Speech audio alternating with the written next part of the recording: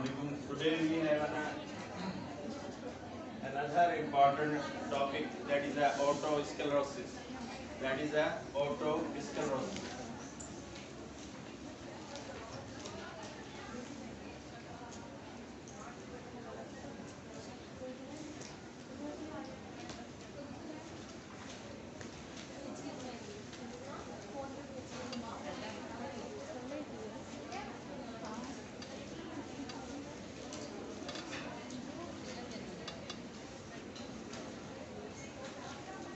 So that topic have two names. That is the autosclerosis and the autospongiosis. Autosclerosis and autospongiosis. So it's a very simple. You see that this is a external ear. Here there is a tympanic membrane. Now this one is the middle ear. Here you see there is a malleus, then incus, then steps, and then there is a foot plate, and here is a oval utero.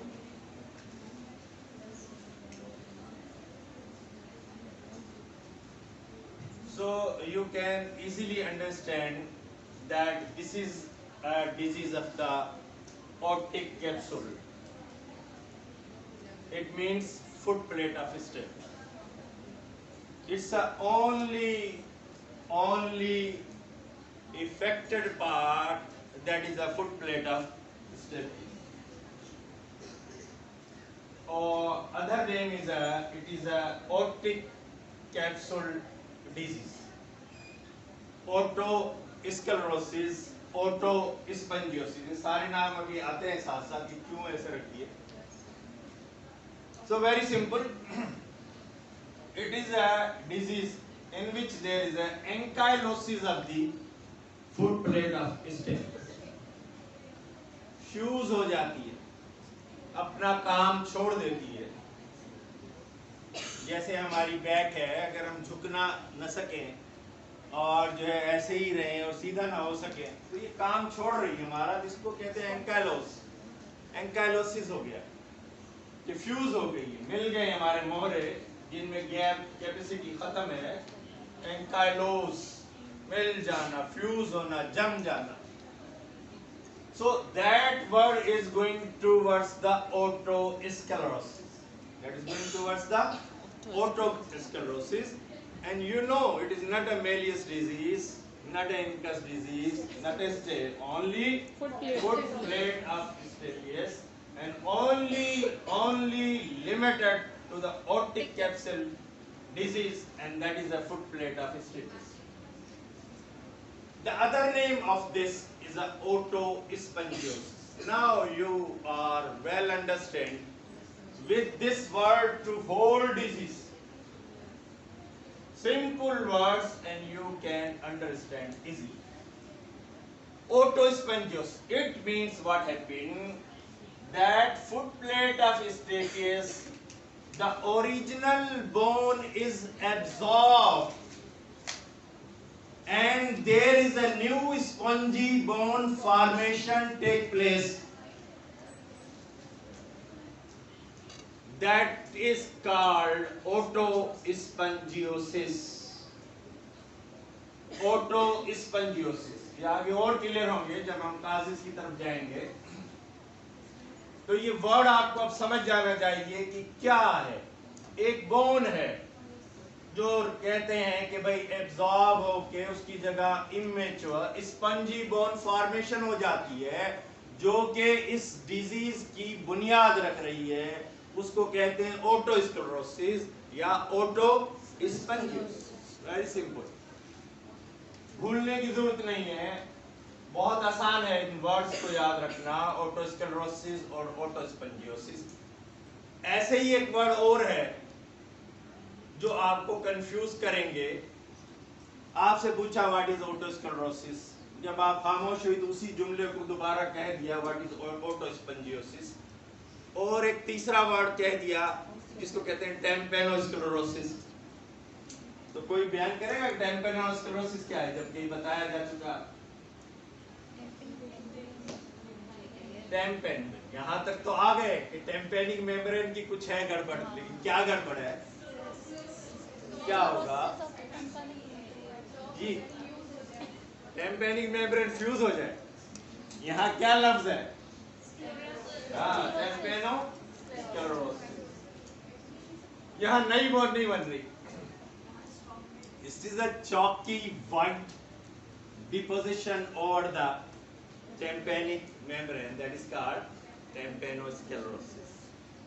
So ये words हैं जो आपको याद करने होंगे: मेरिंगोटोमी, मेरिंगोप्लास्टी, टेम्पेनोटोमी, टेम्पेनोप्लास्टी, posterior tympanotomy, combined approach tympanoplasty, otosclerosis, otospongiosis।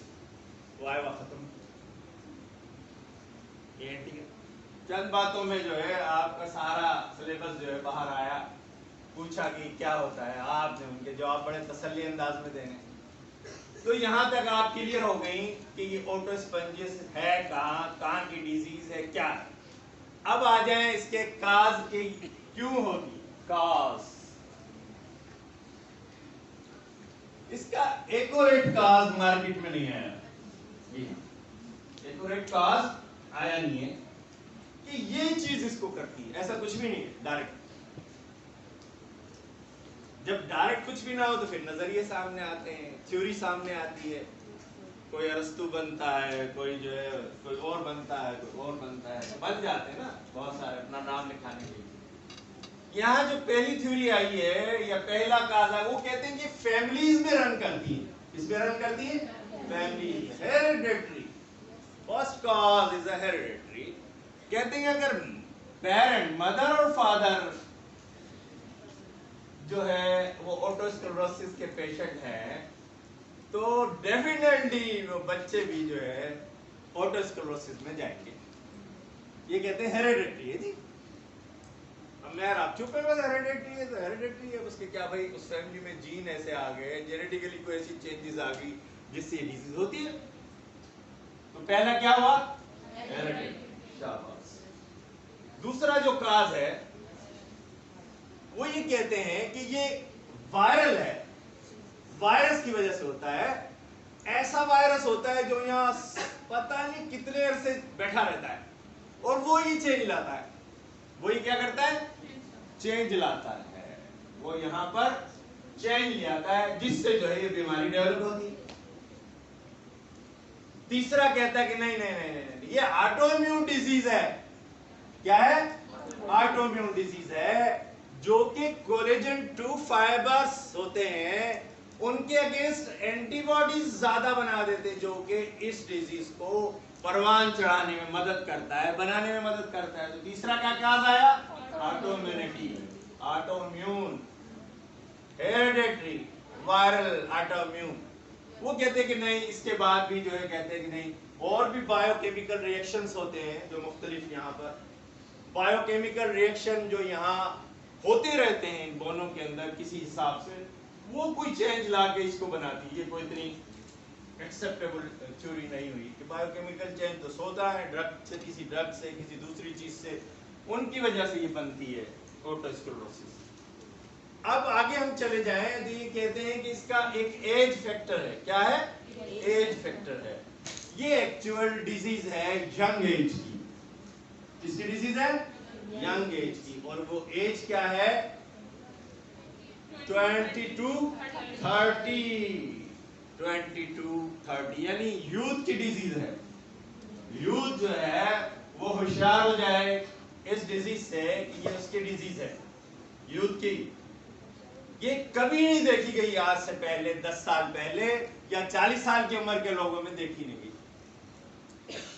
इसीलिए इसको young disease का नाम दिया और एज इसकी रखी 22-30। अब ये कहते हैं कि ये डिजीज जो है फीमेल में मोर कॉमन है।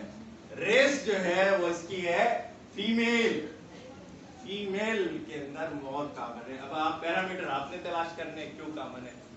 कहते हैं कि फीमेल में ये ज्यादा है जी, कैल्शियम की डेफिशिएंसी की वजह से। ऐसा मैंने पहला ऊपर क्या कहा आपको कि काज एक्यूरेट आप नहीं दे सकती। यहाँ आप अपने काज दे सकती हैं कि हार्मोन की वजह से हो सकता है कोई, ठीक है जी, जैसे वो कहते हैं कि एक्स्ट्रा डेपोजिशन की मतलब आप अपनी लगा सकते हैं, लेकिन एक्यूरेट नहीं। तो हम उन्हीं चीजों को फोकस कर रहे हैं जो इतने सालों के बाद उन्होंने निकाली। वो कहते हैं फीमेल में कॉमन है, वो कहते हैं हार्मोनल चेंजेस, ये एक बेस्ट सॉल्यूशन जान छुड़ाने के लिए अच्छा है यार, बस खत्म कर दिया। उसके बाद ये किन लोगों में होती है? ये फेयर पीपल में होती है। यहाँ कालों को कम से कम फायदा हुआ, ब्लैक को कहीं तो फायदा हो बेचारों को, और हमेशा ही रह जाते हैं ब्लैक पीपल बेचारे। तो यहाँ वो खुश हो जाए कि ये फेयर में होते हैं, जो सफेद रंग के लोग होते हैं, सफेद चमड़ी वाले जो लोग होते हैं, ये उन लोगों में कॉमन होती है, उन लोगों के अंदर कॉमन होती है। अब और आगे बढ़ेंगे तो दो चीजें ऐसी हैं जो इनको बढ़ा देती है। क्या करती है? बढ़ा देती है। डॉक्टर साहब यहाँ कह रही थी ऑटोइम्यून, तो अब यहाँ और इसको सपोर्ट मिलेगी हमारी इस थ्योरी को। वो ये कहते हैं कि प्रेगनेंसी इसको और मोर एग्रीवेट कर देती है इसी डिजीज को, प्रेगनेंसी। तो जाहिर प्रेगनेंसी में तो यही चीज है कि वो हार्मोनल और दूसरी चीजें सारी प्रॉब्लम जो है वो सामने आएंगी।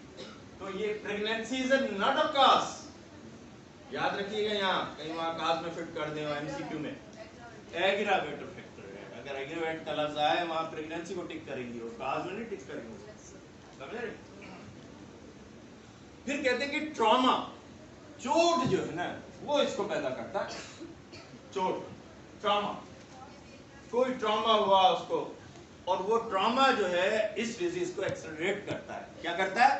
काज नहीं है ये भी, एक्सेलरेट करेगा, एक्सेलरेट करके आगे बढ़ा सकता है।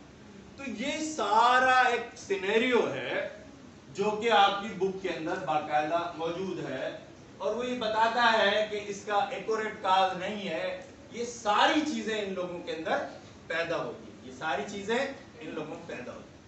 अब आए इसकी पैथोलॉजी पे कि ये कैसे बन जाता है, ठीक है? तो यहां तक तो आप ये बात समझ चुकी कि it's a disease of a footplate of ossicle. फिर यहां क्या होता है कि बोन्स होती हैं, मल्टीपल इमैच्योर बोन, जो कि मैच्योर ही नहीं होती। क्या नहीं होती? मैच्योर ही नहीं होती।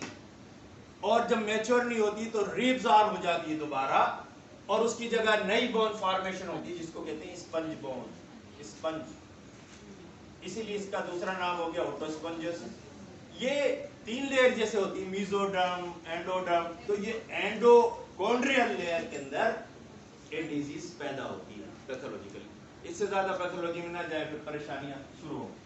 तो ये समझ लें इतनी कि इमैच्योर होती हैं, और वो इमैच्योर रिब्सॉर्ब होके नई बोन रिप्लेस होती है, वो बोन इसको बनाती है। तो एक्चुअल क्या होता है पैथोलॉजी में कि यहाँ पर जो सबसे ज्यादा फ्यूजन होती है फुट प्लेट और स्टेपियस के, वो एंटीरियर पार्ट पे होती है। किस पे होती है? ऐसे तो पोस्टीरियर पार्ट पे भी, ऐसे तो बिस्किट टाइप में भी है, ऐसे सर्कमस्क्राइब में। लेकिन सबसे ज्यादा अगर इस एमसीक्यू आता है तो आपने टिक करना है किसको? एंटीरियर ब्लॉक करता है ये फुट प्लेट का। फुट प्लेट जो है और विंडो पे एंटीरियरली फ्यूज होती है, एंटीरियरली उसको लॉक करती है। एंटीरियर इसको कहते हैं fistula fenestram, ante fistula antrum, fistula antrum, ये इसका नाम है इस डिजीज का, जो ये यहाँ पर फ्यूज होती है इस पार्ट पे। ओके, तो ये हो गई यहां पर आपकी पैथोलॉजी कि ये कैसे जो है बनता है, ठीक है? और आगे जाए तो आप डिंगरा की बुक में इसकी 4 टाइप है, ठीक है? एक बिस्किट टाइप है, एक सर्कमस्क्राइब टाइप है, एक पोस्टीरियरली है, ठीक है? और यही अगर डिजीज आगे बढ़े, जो कि कहते हैं कि otosclerosis is a mix type of deafness मिलता है इसमें। हमें कंडक्टिव भी मिल सकता है, हमें सेंसरी भी मिल सकता है, ठीक है? कंडक्ट और सेंसरी दोनों मिल सकते हैं। Why? When there is a cochlea involvement. Cochlea के इन्वॉल्वमेंट के बगैर हमें क्या मिलेगा? Conductive deafness. और कॉक्लिया क्या है? सेंसरी ऑर्गन है, और कॉक्लिया को कोई भी डिजीज इन्वॉल्व करेगी तो सेंसरी डिफरेंस होगा, और अगर ब्रेन सेंटर को कोई चीज इन्वॉल्व करेगी तो वो सेंसरी न्यूरल डेफनेस होगा। only up to that chain here, that is conductive. इधर अंदर आ जाएंगे इधर ईयर में, तो सेंसरी कार्ड शुरू हो जाएगा। कोई भी डिजीज हो, वैक्स हो, ओटोस्क्लेरोसिस हो, ट्रॉमा हो, जो डिजीजें भी हैं, वो अगर ट्रांसमिशन को रोक रही हैं, आगे अपना काम नहीं कर रही, साउंड को नहीं पहुंचा रही, तो क्या है? कंडक्टिव। और साउंड पहुंच गई कॉक्लिया में, सुन रहा है और समझ नहीं रहा, तो उसको लेबल करेंगे सेंसरी न्यूरल डेफनेस। और सिर्फ सुनता है तो ये होगा सेंसरी डेफनेस। जो यहाँ पर नहीं सुनता, सिर्फ सुनता तो हूं मैं, पता नहीं पीछे वाली क्या मेरी चुगली करती, क्या बताती, मैं समझ नहीं पाती। डॉक्टर साहब बात तो करते हैं लोग, लेकिन मैं समझ नहीं क्या कह रहे हैं। सेंसरी न्यूरल, सेंसरी न्यूरल दो पार्ट है, sensory neural, sense organ of cochlea, and if there is a problem of neural pathway, medial geniculate body है, lateral meniscus है, gyri है, हायर सेंटर है, कहाँ है? वो क्या है? Neural, neural, neural. तो अब और आगे इसको एक्सप्लोर करते हैं। तो ये हो गए हमारे काजिस। तो ऐसे लोग क्या कंप्लेन करेंगे? क्या कंप्लेन होगी? Complain, very good. As a disease say that if it is only limited to the foot plate of stapes, that there is a conductive deafness. Conductive deafness. Second part is must there, that is tinnitus.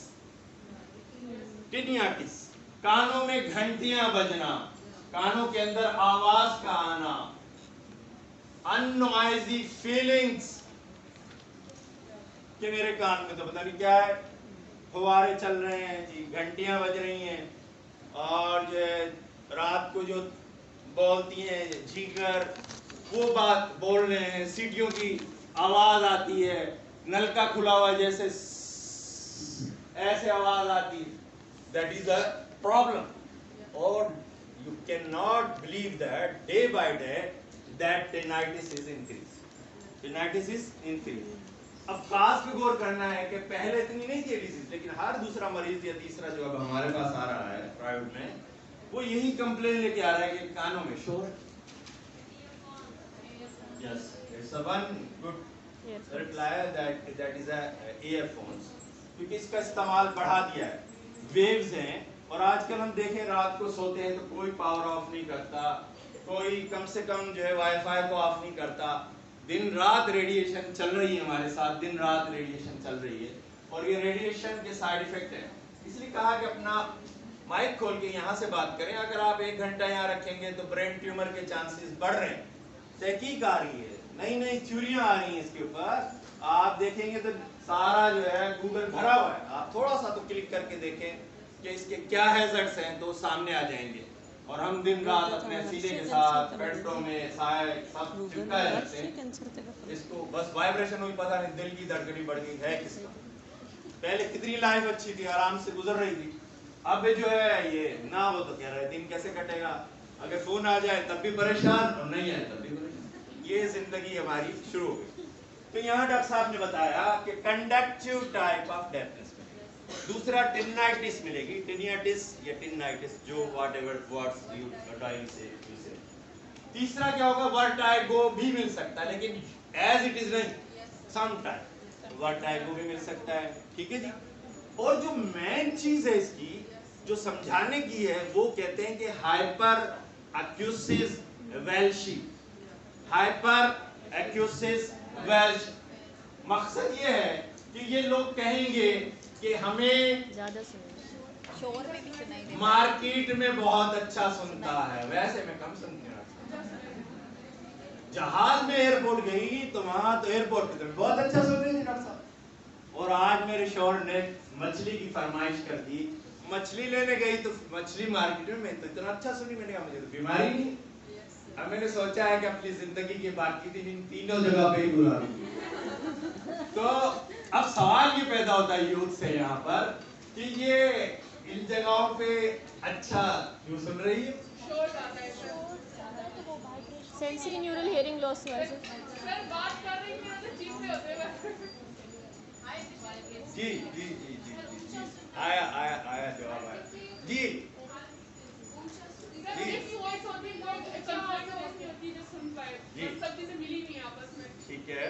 और कोई? हर आदमी एक दूसरे को समझाने के लिए चीख रहा होता है। डॉक्टर साहब ने सही कहा। क्यों पूछा बोलेगा? मैंने वो कहा था ना तुमने। अब उसको कहा नहीं जा रहा कि आप ऊंची आवाज से, बस देख वो मार्केट की इस शोर शराबे में हर आदमी का वे जो है बढ़ जाएगा। तो वो क्या कह रही है कि मैं अच्छा सुनती। ये फिनोमिना है, और कोई खास फिनोमिना नहीं है कि हर ही आदमी जोर लगा के बोल रहा है यहाँ पे तीनों जगह। तो ये इस टर्मिनोलॉजी को महफूज किया है हाइपर एक्यूसिस वेल्श। ठीक है जी, हाइपर बहुत ज्यादा जो है आवाज जो है वो यहाँ पर अच्छा सुनेगी, इसको कहते हैं हाइपर एक्यूसिस। कंप्लेन बात बात इसी कंप्लेन के साथ आ सकती है। वैसे तो मैं सुनती नहीं, लेकिन जब जहाँ शोर होता है वहां पे मैं अच्छा सुनती हूँ। डायरेक्ट चला गया आप किसकी तरफ? ऑटोस्क्लेरोसिस से। एज ग्रुप देख लिया आपने, 20 to 30 है। ठीक है जी, अपने फैक्टर फिट करें और उसके बाद जो है इंपॉर्टेंट चीजों की तरफ आ जाएंगे, वो होंगे टेस्ट। लेकिन यहाँ एक और बात कह दें कि यहाँ टेम्पेनिक मेम्ब्रेन पे कोई फर्क नहीं पड़ेगा, ना परफोरेट होगी ना ऐसी कोई बात होगी। ठीक है, इंटैक्ट होगी यूस्टेशन ट्यूब भी, उसकी कोई ऐसा मतलब। लेकिन यहाँ एक साइन मिलेगी हमें, 10% लोगों में एक साइन मिलती है। इसका एमसीक्यू है, याद रखिएगा। इस साइन को कहते हैं शॉर्ट साइन।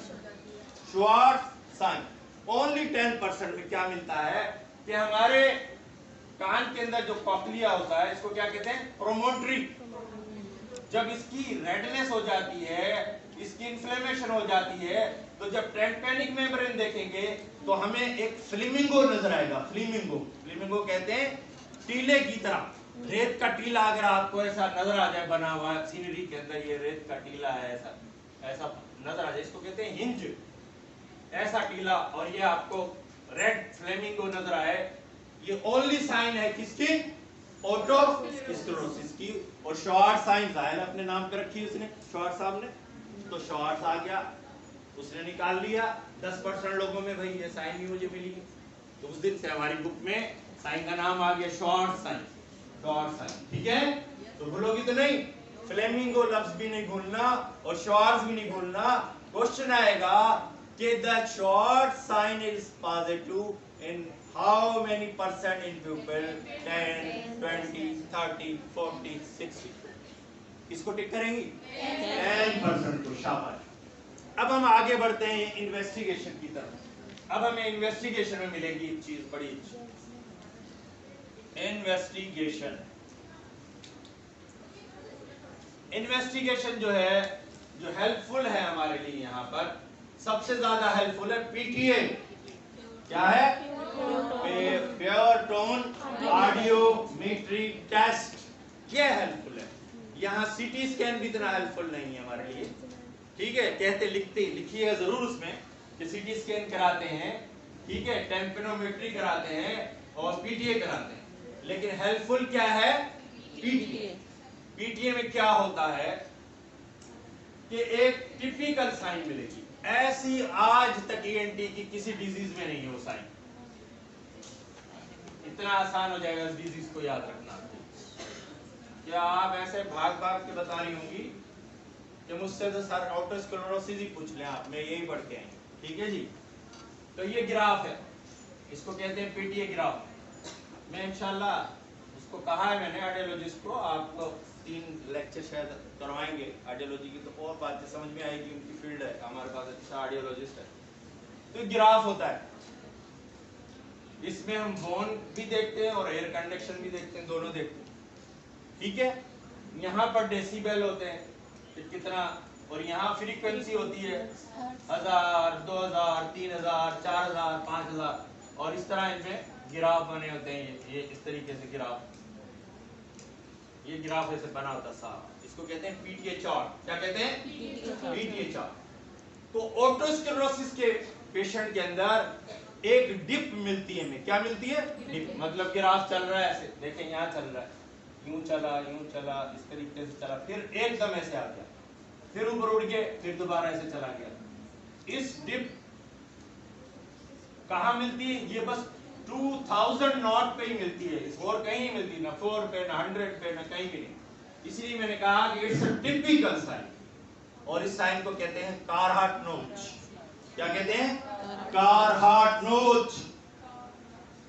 तो आप बता सकती हैं कारहार्ट नोच is present in which disease? 4 disease के नाम लिखिए। तो आप किसको टिक करेंगी? ओटोस्क्लेरोसिस को। शाबाश, आधी एंटी पास कर लिया आप लोगों।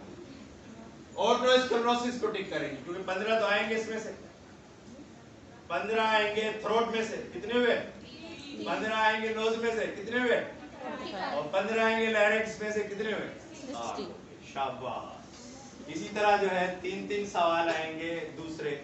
3 ईयर, 3 नोज, 3 लैरिंक्स, 3 12 हो गए। 10 कीजिएगा, 12 नहीं 10 कीजिएगा, ठीक है। तो कारहार्ट नोच मिलेगा ना हमें यहाँ पर। ये किसी भी एंटी की पूरी तारीख में ऐसा ग्राफ किसी और डिजीज में है ही नहीं। बस याद करने का इतना आसान तरीका, आपने तो याद ही करना है ना, इसके ऊपर बहस तो नहीं करना, ठीक है जी। तो यहाँ पर हमें ये मिल जाएगा। अब ये आएगा काम हमारे, अब रह गया लास्ट मरहला और वो होता है मैनेजमेंट। कैसे मैनेजमेंट करेंगे इसकी हम? शाबाश।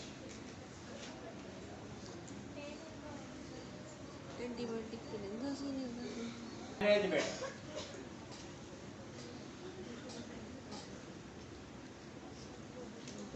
बुक कहती है कि इसकी कोई मेडिकल ट्रीटमेंट है ही नहीं। याद करने के लिए कोई है ही नहीं, आसपास कोई ट्रीटमेंट नहीं है। वो लोग जो सर्जरी से इनकार कर दें वो हेयरिंग एड लगाएंगे। क्या करेंगे? Hearing aid. Super power digital hearing aid. और ये डिजीज मोस्टली यूनिलेटरल नहीं होती, ये भी आपको क्लू मिलेगा पेशेंट में। इतना क्लियर होती जा रही है डिजीज कि अब आप भी कल अगर ओपीडी में बैठेंगी उसके ये शायद आप पकड़ लेंगी कि ओटोस्क्लेरोसिस, बायोलेटरल, एड्स, फैमिली, सब ऐसे बस फटाफट निकाल लेंगे माशाल्लाह। ये कहते हैं कि एक फ्लोराइड थेरेपी होती है। क्या होती है? Fluoride therapy. वो जो अभी अभी डिजीज स्टार्ट हुई हो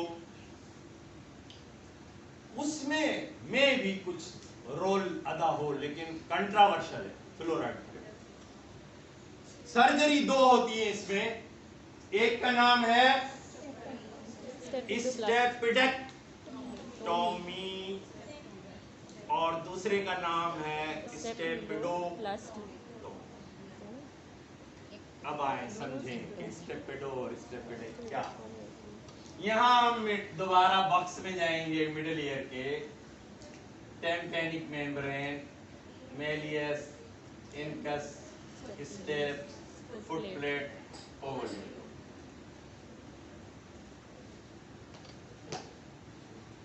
जी, अब आप ये बताएं कि स्टेपिडेक्टोमी डेंजरस है या स्टेपिडोटोमी? अभी आते हैं ना बेटा, देखेंगे आएंगे आएंगे, आपके जवाब भी सारा आ जाएगा, फिर ना आए फिर बात कीजिए जी। कौन सा डेंजरस है? स्टेपिडेक्टोमी या स्टेपिडोटोमी? टेक्टोमी। दोनों ही।